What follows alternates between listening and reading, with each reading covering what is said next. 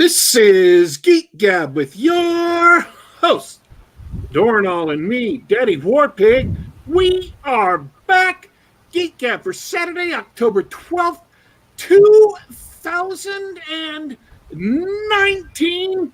And we want to welcome everybody in the audience and also our special guest. Can you believe it, Dornall? I have been told that I needed to slow down my announcer voice just a touch so it'll be more legible. Legible. Are we having trouble with closed captioning on the show? Audible. That's what it was. Hey, I'd believe it. It's tough for me, especially after I've had a couple of cups of tea in the morning, to slow it down and speak at a normal person's pace. Oh, so you don't have any problems listening to it because you're all hyped up anyway. You're all drugged up anyway. That's right. When we do the Geek Gab on Saturday morning, my time, we are on the same frequency. We are both completely buzzed. Okay. Yeah, I get really buzzed on water. So if everybody's wondering how I keep up this pep, how I keep up this excitement, how I keep up this electrifying personality, it is pure 100% tap water. So it's better than Red Bull, in my humble opinion. All right, there is something in the tap water in Utah. That must be it. So I'm running through my head what we usually do at the top of the show here, and I think I missed, how was your week? Why, thank you for asking. My week was fine. I don't have anything special or crazy that happened. I got to do one of my favorite things in my hobby, and there was a group of people who wanted to learn how to play a board game that I'm very familiar with. And so I volunteered to meet up with a few coworkers after work, and I taught them all how to play Scythe. It was a 3-hour game, but we all got through it, and everybody had a really good time, and so that was one of the highlights of my week. I really enjoy learning new games, and I also really enjoy teaching games to people who are new to them. Well, my week went the same way it always does. I'm on Twitter. I, do work and reading and take notes for various The Secret projects. And then yesterday, I decided it would be a good time to perform my annual brain transplant at my computer and completely upgrade my operating system to the new one that just came out. Really? You're an early adopter of it's the new Apple OS, right? Yeah. I mean, it came out like 3 days ago, so I was cautious. I waited 3 whole days. Yeah, that's as cautious as you can be. I mean, you got to get the new stuff. And it actually went pretty much perfectly, with one big, huge exception. And it was a teeny tiny thing that just screwed me over for like 6 hours on one thing. But it was an important thing to me. All of my music and all of my playlists and everything like that just disappeared. Oh. So like I had the files, but all of the playlists I'd put together, all of the personalized albums, all of my ratings, everything was gone. I've been doing this particular one. It's been 12 years of putting stuff together and playing songs and whatever, and it was all gone. And so, of course, I took 6 hours to try and get it back. And it turns out the problem wasn't my fault. One specific file was missing its extension. One file was missing an extension, and it blew away your whole library. I got it back. I now have my library. It meant that the library couldn't be imported because the old library file didn't have the extension. That's absurd. That's not what extensions are supposed to be for. I would have thought so myself, but in fact, I did thought so myself, and that's what lost me 6 hours. But other than that, everything seems to have worked. I mean, that's why I was trepidatious this morning. Well, best of luck to you. You're nuts for only 3 days after release installing a new OS. I was thinking to myself, man, I just installed my new OS yesterday. I'm about to do a Geek Gab show. I hope this doesn't pop up on the air in some kind of funny yet disastrous way and make it impossible for us to do the show. Luckily for you, we had a different technical issue. So our quota of technical difficulties were met, and it's sort of quantum technical difficulties. We don't know what type of technical difficulty we're going to have until the show begins. Which was of course our guest's mic was a little low, and that was it. All we had to do is have a little mic problem, and that preserved your operating system. Your computer's fully usable now because of that. Here's the thing too. They had to they instituted some new stuff on the computer. I don't want to say this, but I like the technical detail. Everything in the OS that's never supposed to change during normal operation, that's only supposed to be altered when you're upgrading, is now on its own separate partition that the user can't see most of the time. That's got a lot of security locking it down so nothing can get in there and futz with it. I just like that. That's kind of exciting to me. It's a little bit of extra added security. So they had to do some funky stuff to repartition everything where all your data files are on that hard drive. And it could easily go wrong, but it went perfectly, absolutely seamless. I guess I'm just lucky. Good for you. One little error, though. We're gonna jump back to the game discussion for a second. We're hanging out with Alfred Guinnison in chat. He says he doesn't have he never gets to play Scythe because he only has 2 players.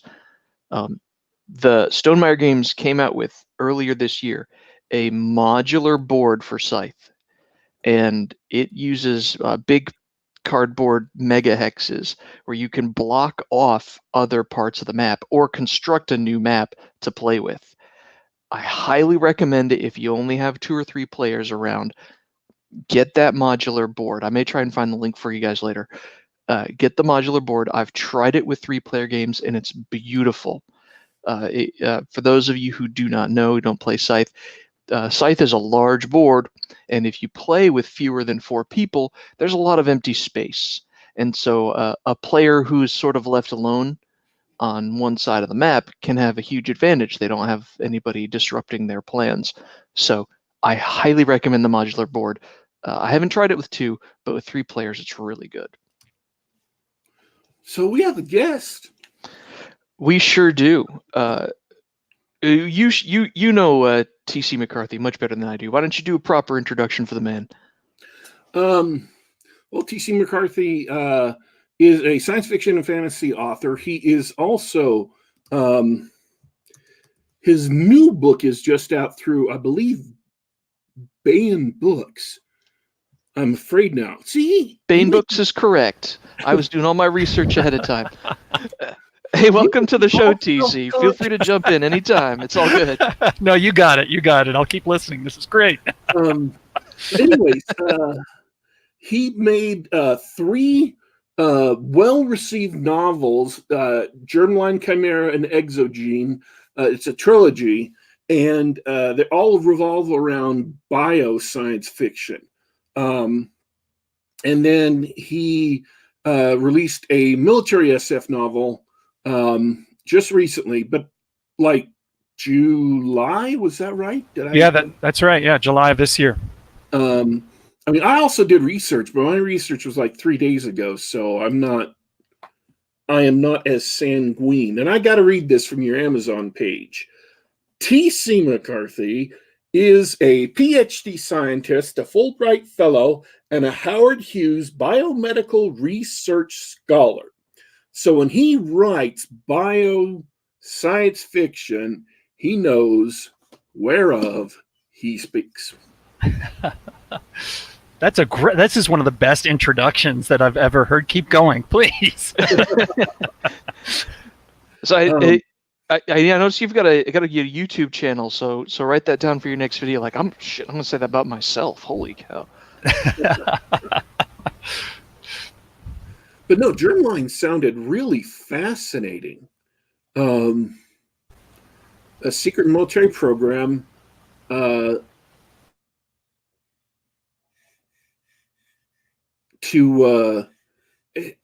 read all the books, Germline, Exogene, and Chimera, and they all sounded really fascinating. It's funny. Like Germline was probably my most favorite book that I've written so far. I'd say is Germline. I like my new series. Don't get me wrong, but that was kind of like the baby that finally got noticed and made it, and so it's got a special place with me for sure. I guess I get the impression. Before we start, TC, you should know that I don't read for fun. Oh, okay. You qualified that statement. Okay, good. Right. Yeah. I am capable. I am capable of reading at a very high level. I just choose not to.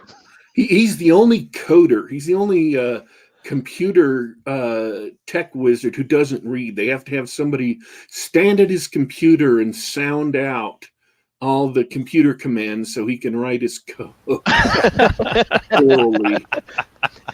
Yeah, guys, can somebody read me the man page for printf?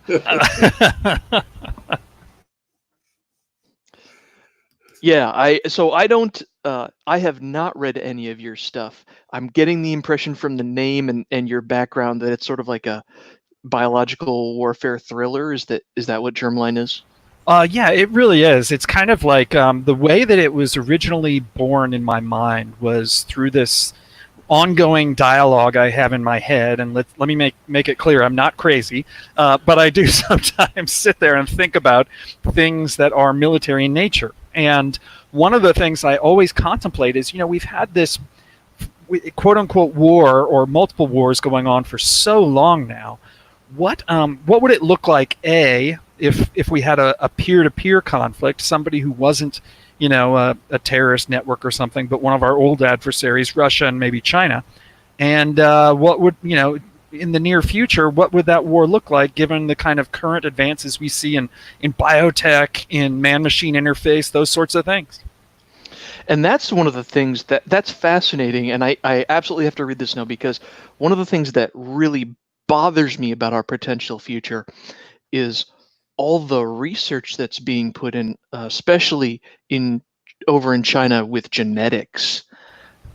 Oh yeah, I couldn't agree more. They have, and the other thing to consider with China is, look, one of the reasons, there are probably multiple reasons, but one of the big reasons my books don't get made into movies and will never get made into movies as long as I'm alive is I am hypercritical of the Chinese government. And if you look at what they do in terms of, organ harvesting, crackdown on different kinds of freedoms, they have a different set of ethics over there.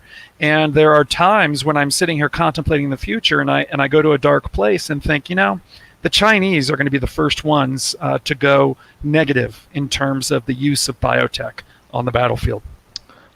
Yeah, I worry that you're right, because right now, and we're going to get deep here, is that it's clear that China's doing what it can to get what resources it can out of Africa, right? Just as an example. And I'm going to get really dark. What if they decide that they're tired of dealing with the African people, and well, they could design a custom virus that only affects sub-Saharan Africans, and let's just wipe out all the population in this area, and we'll just take all the, we'll mine it all ourselves, or we'll take it over ourselves, that sort of thing. That's just sort of the tip of the iceberg. Oh, absolutely. Go ahead. What's awesome about science fiction is that science fiction authors can write big, detailed stories or make great movies predicting these things in detail. And then like 10 or 20 years later, or 30 or 40 years later, they'll be proven exactly right. And what's the most awesome thing about that is nobody listened. All these horrible things happen, exactly as sci-fi authors predicted or warned about, and nobody listened and nobody's prepared for it. And you're like, man, I got to be a Cassandra. That's awesome. Well, it's funny you mentioned that, because in Germline, which was, let's see, 2011, in Germline, one of the things I predicted was that, look at all the kind of things going on in terms of automated combat systems, drones, whether they're undersea, on top of the ground, or airborne. It basically, when I kind of projected 100 years into the future, I started to realize, you know what? Everybody's going to be fighting underground. If we're going to have foot soldiers, above ground is going to be so inhospitable. And we're not talking about use of nuclear weapons. We're just talking about automated kind of AI-driven type platforms that are going to make it impossible for anyone to survive for long above ground. And you already see this in cases like the Korean War, for example. North Korea has learned to put everything underground in tunnels, deep. And so Germline takes place largely underground. And I've totally just launched my train of... Oh, I know. DW, you were talking about... predicting the future. Well, now, just recently in the past year, if you go and Google underground warfare, the Air Force, the Director of Defense Intelligence Agency, all of them now are coming forward and saying the future of warfare is going to be underground. So I sent several emails to them and letters, hoping that they would get me to come and talk to them, and unfortunately, I got no response. So you can be prophetic, and the other thing that's going to happen is nobody's going to give you credit. Yeah.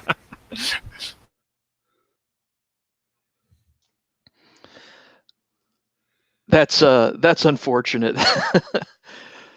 I'm showing the cover here. That's pretty cool. I like the covers to all his books. His 3-book covers for Germline, Exogene, and so forth. I loved all 3 of them. Hey, thanks. Well, I love talking about this stuff. I know you've got new books to talk about too and everything, and I want to talk about all the covers, because that's sort of the thing that it's so important to get the book sold, is have a really good cover. So I always love to talk to our guests about what, like, where did you get the idea for the art, or did you commission somebody, or did you have a publisher look into it? Can you tell us more about the cover? Yeah, absolutely. I can tell you a lot about the publishing industry now that I'm no longer with Orbit Books. So I got published, my first trilogy was with one of the, at the time, Big Six. I think there are only 5 major publishers now. But it was quite an accomplishment. It was quite an honor to be picked up by Orbit Books. And so I was very excited, and I'm still grateful to for the opportunity that they gave me. But it was also quite an awakening to the publishing industry when I get in there and expect to have some input into different kinds of things like art direction, etc. Now, once a big publisher like Orbit Books pays you, if you're a new author like me, then it's basically, thank you very much, we'll make all the decisions from here on out with respect to even something as small as title. We went back and forth on the title several times until we finally went back to what I had originally recommended, which was Germline for the first book. So new authors really don't have that much say in terms of those kinds of decisions, because, let's face it, the publisher is the one putting up all the financial risk. And so it's only authors like Stephen King and big, John Grisham, who would potentially have the kind of clout where they can actually call the shots when it comes to artwork and cover design, etc. I was kind of interested because I saw you had published those 3 books in like 2011, 2012, and then you had like a 6 or 7 year gap before you published Tyger Burning.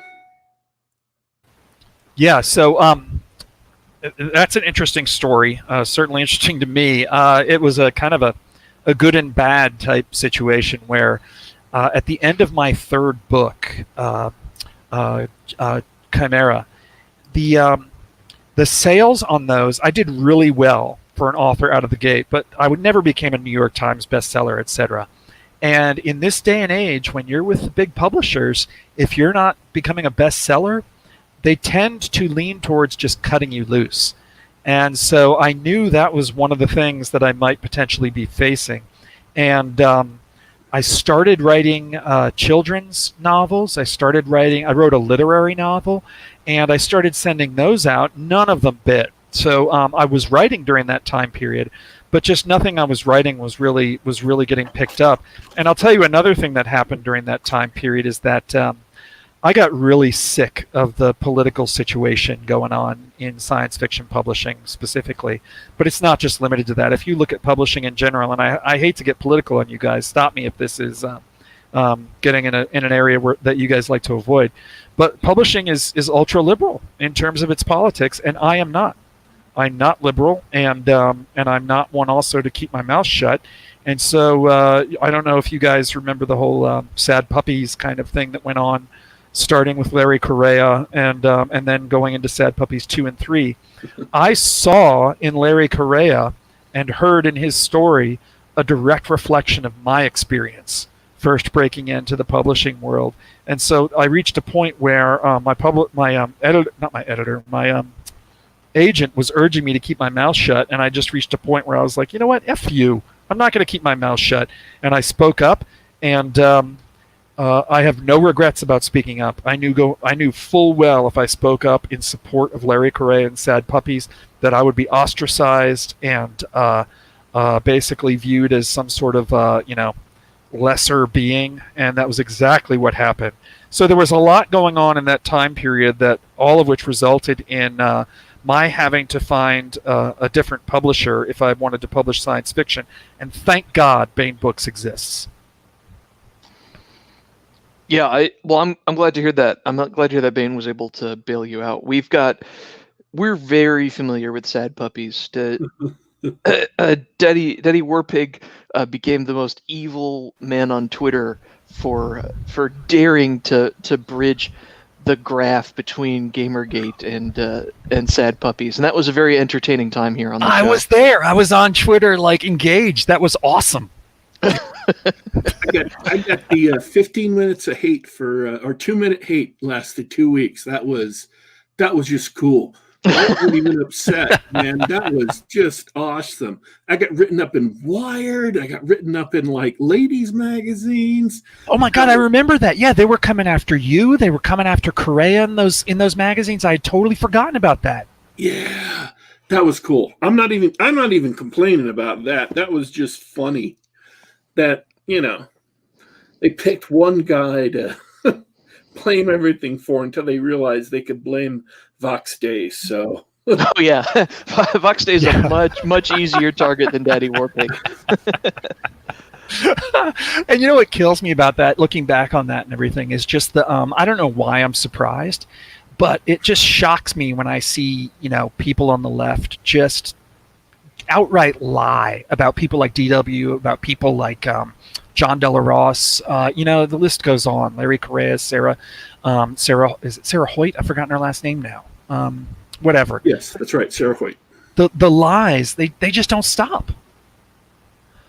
It is incredible. I think we've seen lies from people on both sides of the spectrum, and we generally avoid talking direct politics, but it's unavoidable when you talk about the publishing industry and puppies and Vox Day and everything like that. You can see when someone has decided that a person or group of people are bad, and then truth doesn't matter or anything like that. All that matters is believing anything that anybody says about them and repeating those lies and that sort of thing. It's really strange to see the other side. It really is. And, it's funny, my introduction to the political scene in terms of science fiction publishing, I'm not going to name names, but Germline was getting a lot of buzz.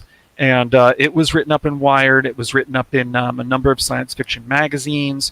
People were talking about it, and my initial sales were starting to really take off. Well, there are some individuals in the publishing industry who feel it's their job to kind of somehow, I don't know what the right word is, cultivate the proper people to go on and win Hugos and Nebulas, right? And so I stumbled on a Twitter conversation between two very prominent people in the science fiction industry, talking about how my book was misogynistic, how it was anti this, anti that, and then what shocked me is that in one of the tweets, one of the members said, "You know what? I haven't even read the books, and I just feel like I have to speak out." And I just looked at that and I thought, oh my God, this is what I'm up against. Now, back then, we didn't have the kind of, at some point, maybe it was Larry Correa, I don't know how, at some point, people who were on the receiving end of that kind of treatment, we were alone. It was a very kind of scary time, because I was looking at my writing career wondering, is this dead before I even start? But then eventually, thanks for me, it was Larry Correa. I started to see, hey, you know what? No, I'm not the only one being treated this way. There are other people, lots of other people, who aren't even conservative. They might just have no political view whatsoever, but for whatever reason, and I think it doesn't even boil down to politics. I think it boils down to financial and power games. They're basically just given the shaft. This is really, a lot of people cringe at this stuff, but it really is part of a broader culture war. You could look at it as a Cold War, a cold Civil War. They have absolutely no problem with isolating people who are wrong thinkers, or they don't support whatever it is, whatever the good things are to support that year, right? And they've got absolutely no problem trying to deny you credit, revenue, just a way of life. They don't mind at all trying to deny you the ability to feed yourself and your family. That's one of the people. And of course, we're hanging out on the internet. We're talking about this sort of thing. We've seen it happen over the past few years. Most normal people don't see that, and they don't really get what is happening in these these corners of our culture, and it's kind of disturbing. No, it is. You're absolutely right. They don't get it, and fans, people who I want to attract to my books, thank God they don't get it. Right? I mean, they're not. These are people the people like you and me who eat, breathe, and live this stuff. DW, you, John, Larry, everybody. We get it. We're submerged in it. It sometimes it gets more toxic than is probably healthy, and I have to step away for a while. But the general person, the general reader out there who I'm trying to reach, on the one hand, thank God they don't get it, because I don't want them to be paying attention to every little detail that's coming out of the mouths of certain people in the industry. On the other hand, it would be nice for there to be some kind of recognition from adults in the universe that, hey man, something's wrong with this entire publishing industry, because it's really, really, it seems to be really one-dimensional at this point. But that'll never happen in my lifetime, and that's okay. Look, we've got Baen Books, we've got other publishers who are willing to go out there and do things. We've got indie publishers or indie writers out there going out writing no matter what. And you look at the way they're treated by the same kind of entrenched interests in publishing, and it just becomes clear, what I said earlier is absolutely true. It's not about politics. It's not. It's about the Nebula and Hugo equal dollar signs, and by God, they're gonna control it any way they can. I see the same kind of make no mistake, they've targeted the dragon, right? They have targeted the dragon, and I expect to see big publishing start to kind of figure out, how do we take that award too? That's in the future, I'm sure. I agree. What else is going to happen? They're going to, whenever the money is going to be, they're going to go chase it, and they don't care. They'll use whatever's at their disposal to deny you any of that and get as much as they can. Man, I've taken us to a really negative place. I apologize. This is the new dark stream. I have 4 dogs. I like puppies. Dogs are wonderful. No, I do have a question though. it seemed like reading the description for Tyger Burning that it was a bit different from your first three military sci-fi novels. And this is just what I got from the blurb. So I may have, there may be parts of this that are a little bit, too summarized, but it's about humanity got in a fight with the aliens. The aliens left, and they said, "We're going for now, but we're going to be back to kill everybody." And then humanity's waiting for them to come back and preparing in the meantime. Yeah, so you're right. It is completely different from my first three books. The first three are really, really kind of, like you described them, biotech, military science fiction. This one has more of almost a space opera kind of classic science fiction feel to it. And I had to mute because that Diet Coke we were discussing earlier. This is more of a hey, let's take a look at the alien invasion kind of trope with a twist on it, and that is that the aliens in this case, war is a religion to them. It's their faith, and they essentially test humanity the same way that they test every other race that they encounter, and it's with a test of courage.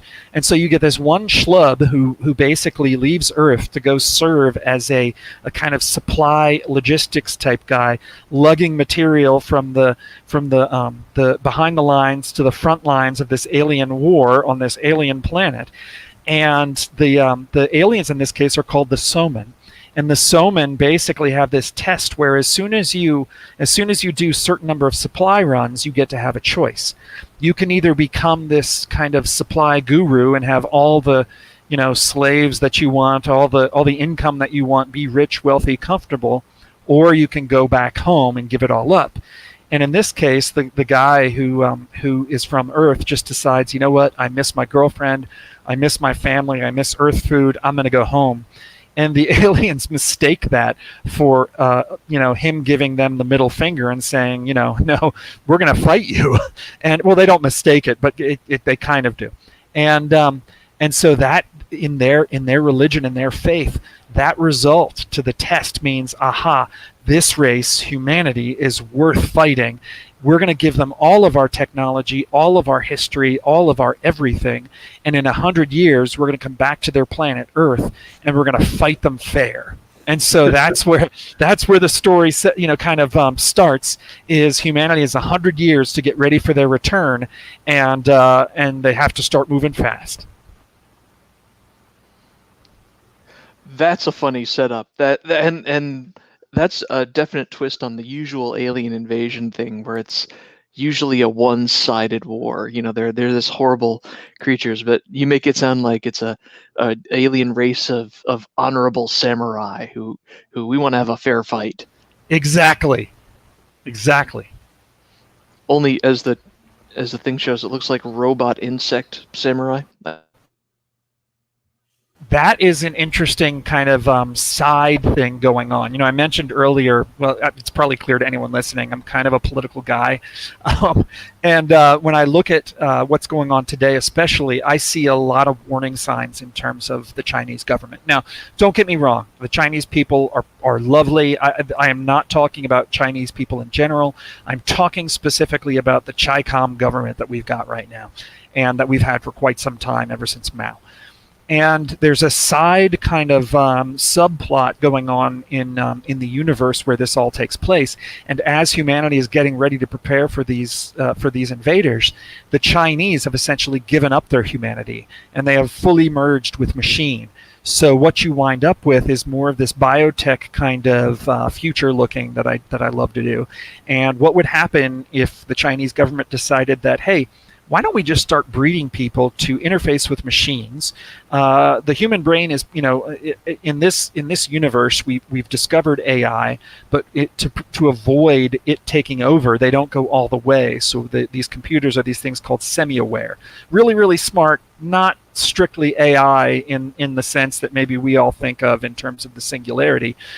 But when you merge these semi-aware systems with some portion of a human brain, you get enough randomness introduced into the system plus enough human control. The Chinese are comfortable with it, and so that's what you're seeing on the cover here is essentially this Chinese cyborg that the main characters encounter and have to fight on a regular basis. That's a pretty rad idea. That's another sort of a germ of an idea that I would like to explore or hear you or read you explore. Just the concept I got out of that is that so the aliens have delivered all of this knowledge and technology. So what would the different peoples of Earth do with that? What would it look like? What would the American implementation of that technology look like? What would the French implementation look like? What would the Chinese implementation look like? Well, and I'll tell you, in terms of this alien religion, they're purists.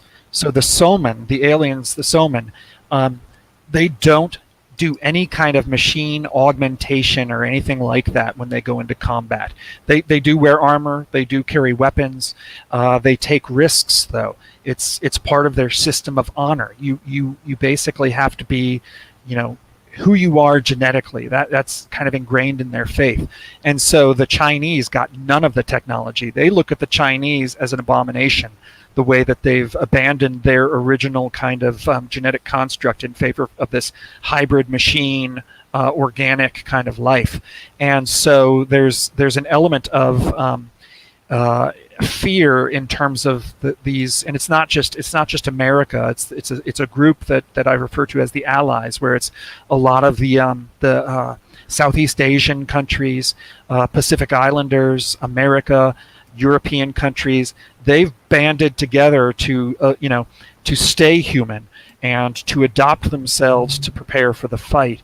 And so you wind up with this fear on the part of the Allies of what happens if the Chinese keep going this way. Hell, the Soman may return and lump us in with them and just destroy us all, right? So the kind of idea is for Tyger Burning, how do we get on this pathway of developing technology to prepare, but also deal with the threat of what the Chinese are doing on Earth?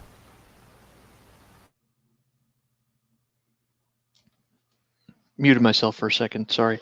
That's See, after last week, I'm kind of scared. Like every time the microphone goes out or I don't hear any response or anything, I'm like, oh no, did I get kicked out again? Paranoid now. No, you are still here with us, D-Dub.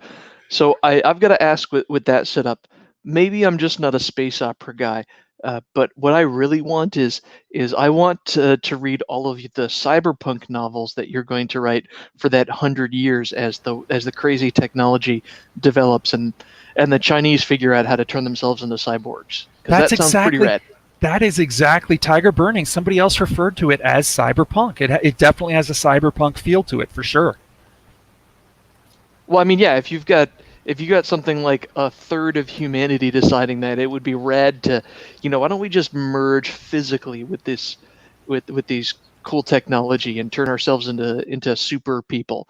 That's as cyberpunk as it gets, I think. Yeah, absolutely. And I got to tell you, is it Neil Stevenson who was kind of the originator of cyberpunk? I can't believe I'm asking this because I can't remember, but give me a break. I'm more old. Or less. More or less. And I'll tell you, his books, I mean, I never got into them. But the concept was just brilliant. I have to concede, man. That guy, just brilliant, a brilliant idea. And am I stealing from him? You bet I am. Absolutely. Oh, sure. He was Neil Stevenson, especially in Snow Crash. That was a lot more about the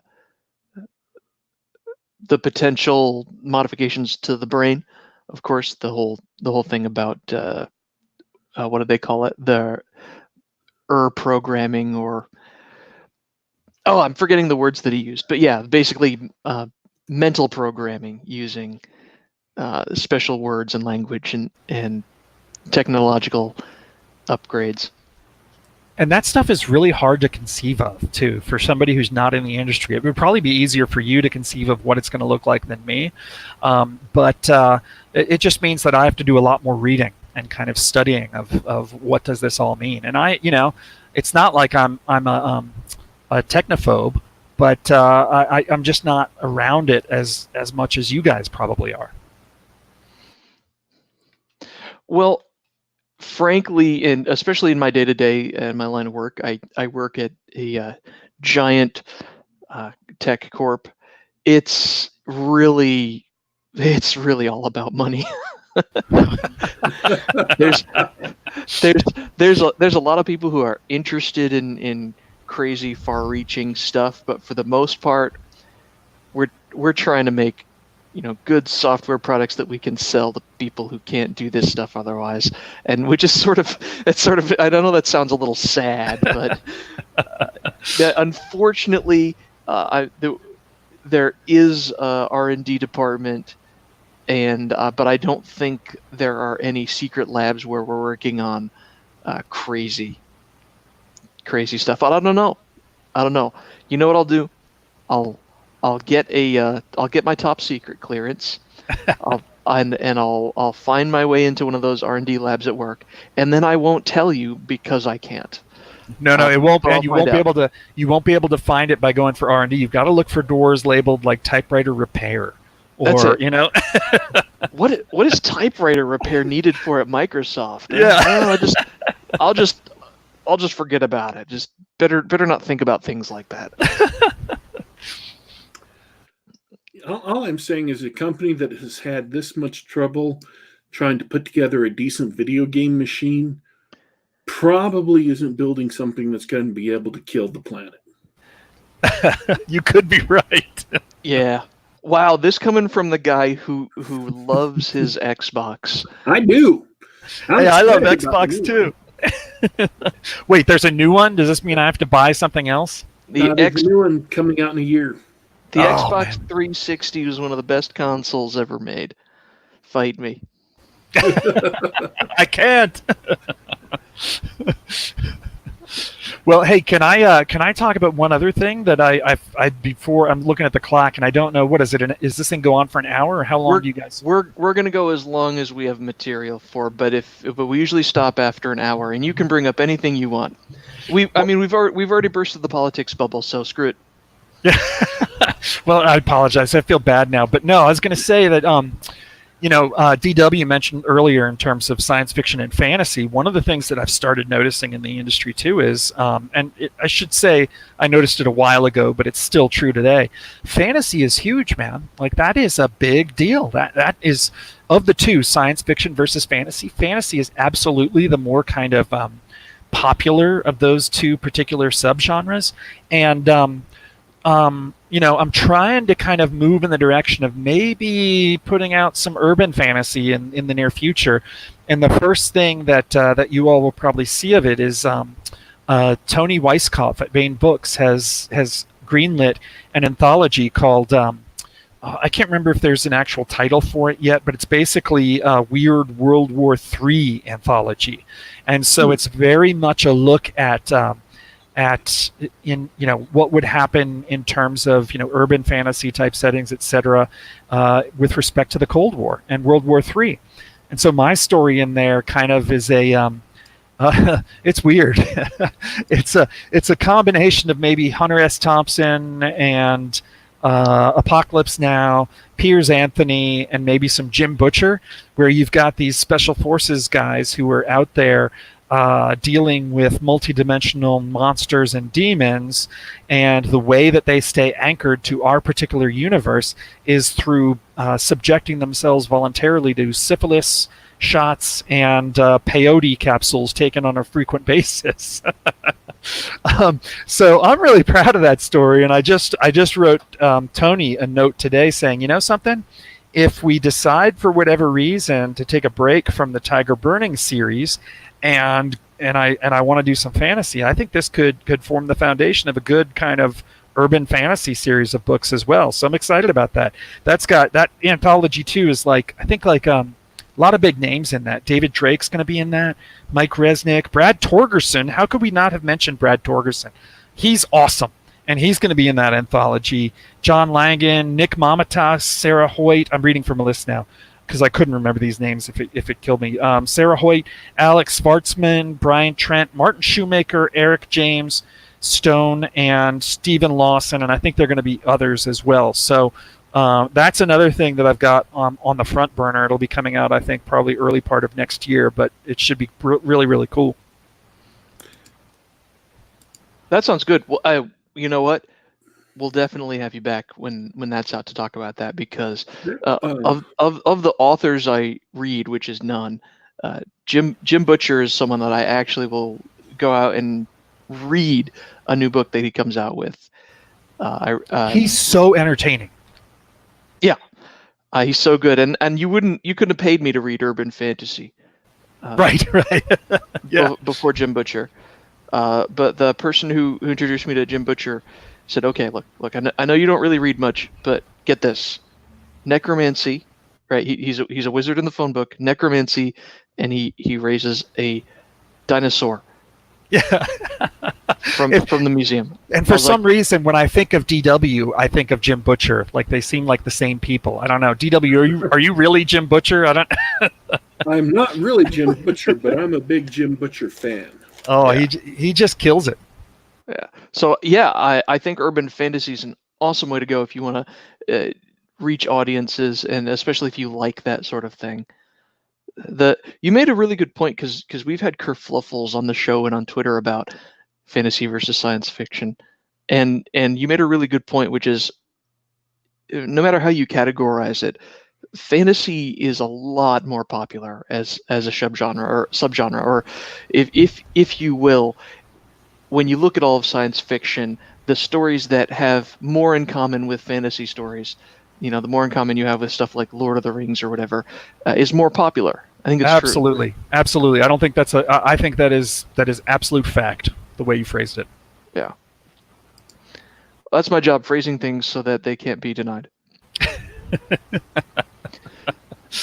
Yeah, speaking of fantasy and Jim Butcher, Codex Alera is freaking awesome. Emmett Fritz Hume is hanging out in the chat. I only read the first one, but wasn't that book a series written as a dare, like Pokemon plus the Roman Legion, right? The Lost Roman Legion, wasn't that the tagline for the book? I don't know. I'm looking at this going, wow, I have to buy this now. I don't know. DW, do you know?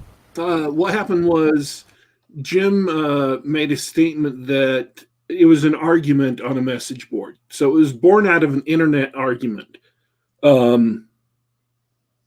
Which just boggles the mind. It's hard to imagine anything being born out of Twitter. But it was born out of internet argument. Jim Butcher said, look, a good writer can make a good story from anything. And the smug guy came back and said, anything? And so Jim actually entered his message with, said, pick any two things and a good writer can make something good from it. And the guy said, anything? Well, so he picks two things and he says Pokemon and the Lost Roman Legion. So he couldn't use Pokemon though, right? Isn't that copyrighted? So did he do like a vague, approximation of Pokemon? He used something completely different, but yet the same. You're not trying to capture little creatures in little balls that you throw at other people, and you're a trainer and there's gyms. So it's completely different from that. But he took the same idea of people bonding with these creatures. They're called Furies. Is that right, John? Yep, Furies. Furies. I think so. But what happened is Jim Butcher said, okay, I'll do this. I will prove to you that I can do this. And sat down for like a day or two, wrote up all this stuff, realized, oh, hey, this would be an awesome book. Actually, this would be an awesome series of books.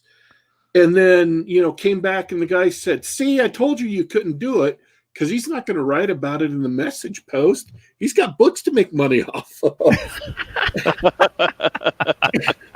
And so Jim Butcher says, yes, you're right.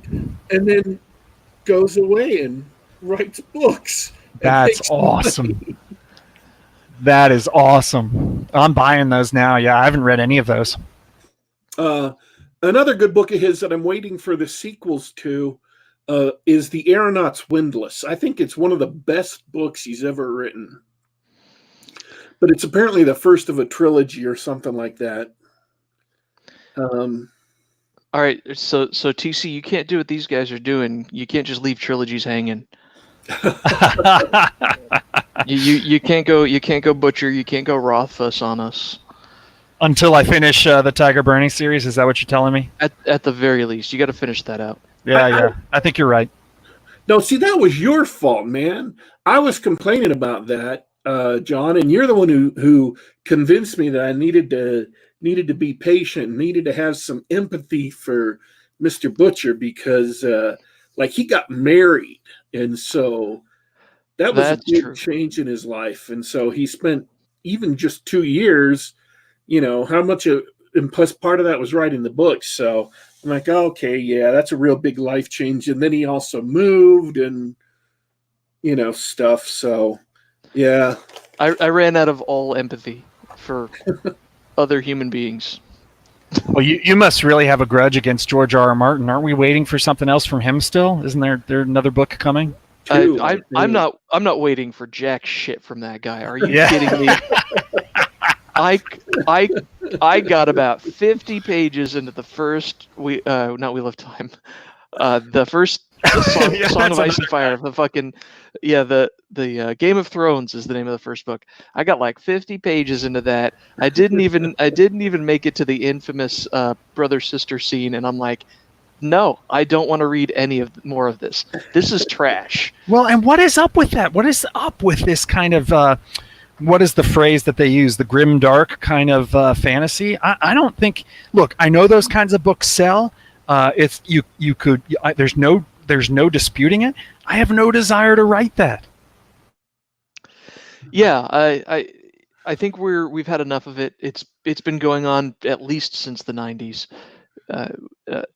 Comics had a lot of grimdark stuff. TV shows went darker and stories. I don't know. I think. I could pose a guess. I think a lot of people think that it's interesting or mature to sort of subvert expectations or watch anti-heroes or something like that. It just gets tiresome. And who wants to read about all that negativity all the time? Yeah. The theory I saw and that I reposted to Facebook and still gets reposted like a couple of years later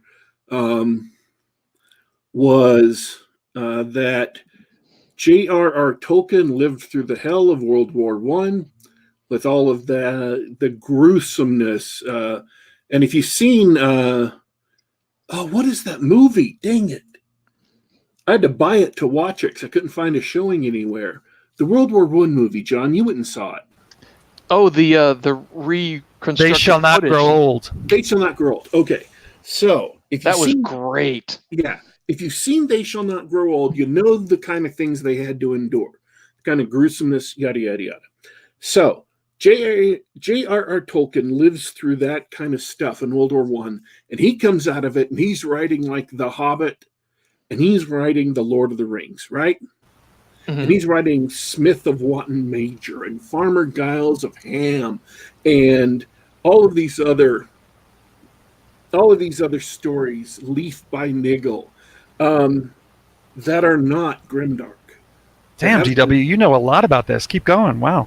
Yeah, tell me more about this Niggle story. What is that? Leaf by Niggle. Holy cow. It's about a guy who spends his entire life trying to make this beautiful painting he's got in his head.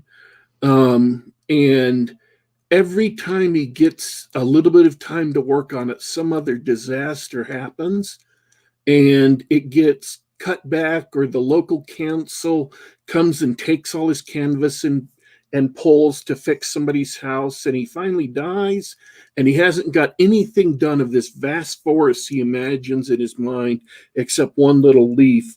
But the story doesn't end with his death. Things happen after, and he finally gets somewhere with this. I'm not going to say any more than that because That's the important part of the story. Awesome. It's a beautiful story. That sounds interesting. And the Lord, it's not like the Lord of the Rings isn't dark, right? There's a lot of darkness in the Lord of the Rings, but not in that other stuff. But not as much. GRRM,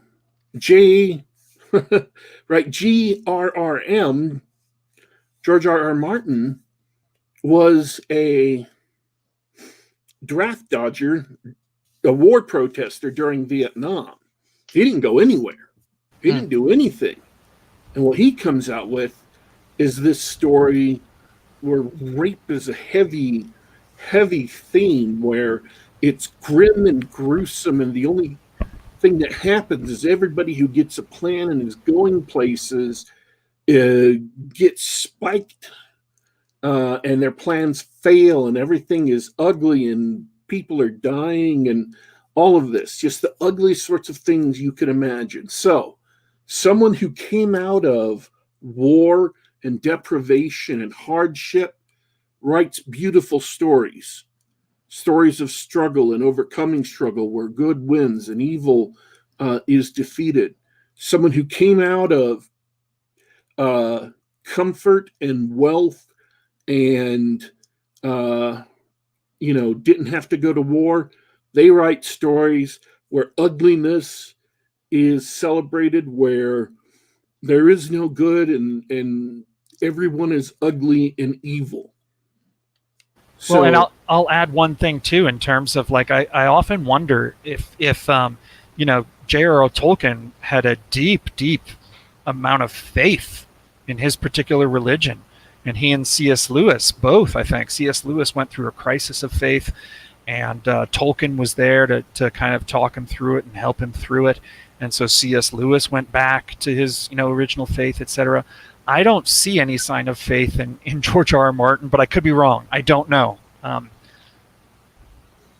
So that's the theory, is the people who have gone through hardship and pain and struggle can write beautiful things because they know what beauty is, and they know what pain is, and they know what struggle is. And the people who haven't, who have just been able to coast through life, they are obsessed with the horrific, with the debased, with the debauched, because they've never grown.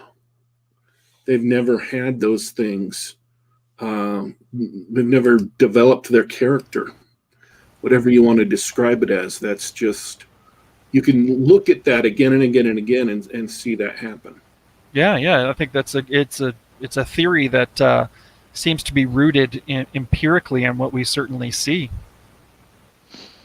All right, so time to get semi-personal, TC. How does your writing compare? Do you you clearly don't like the darkness, you don't like that grimdark stuff, but you deal with dark themes in your fiction. Yeah. It's interesting because as DW was talking, I was thinking about that particular issue, and you read my first 3 books.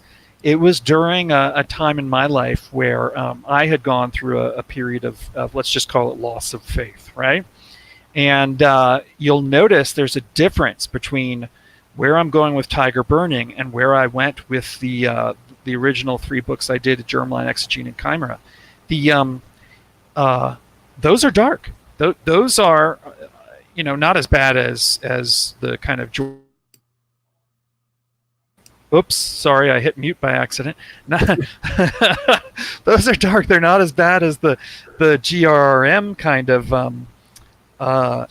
direction with his books, but certainly not books that were, you've got a hero and it's a message of hope, et cetera, et cetera, et cetera. Now, I will say this. There are solid character arcs in my first 3 books, and there's always a resolution at the end in terms of things aren't as bad as the main characters originally thought they could be, but certainly not hopeful in the sense that the J.R.R. Tolkien kind of books were. Now, Tyger Burning is a different story. Tyger Burning is a positive message. It's a message of, you've got this main character who has many different struggles. Life is not fair to him. He's an immigrant facing a lot of immigrant kinds of problems.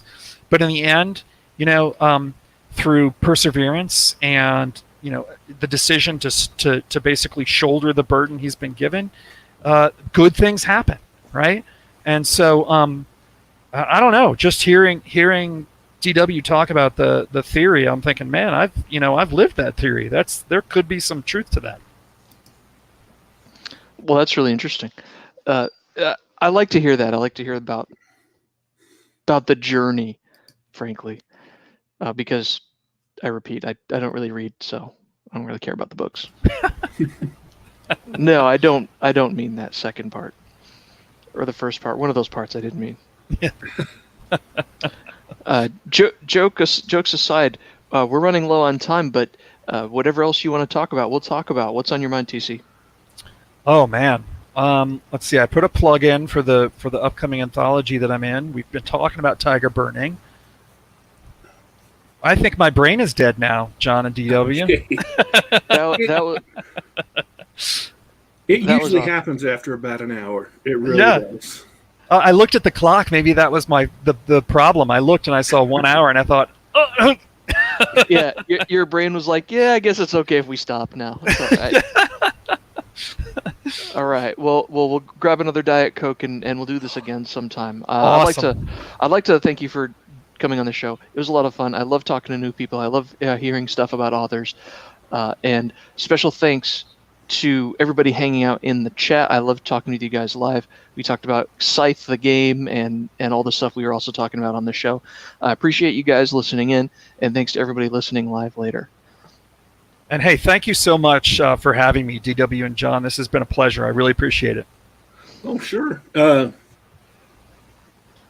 Heck, if we had known you wanted to come on, we would have invited you earlier.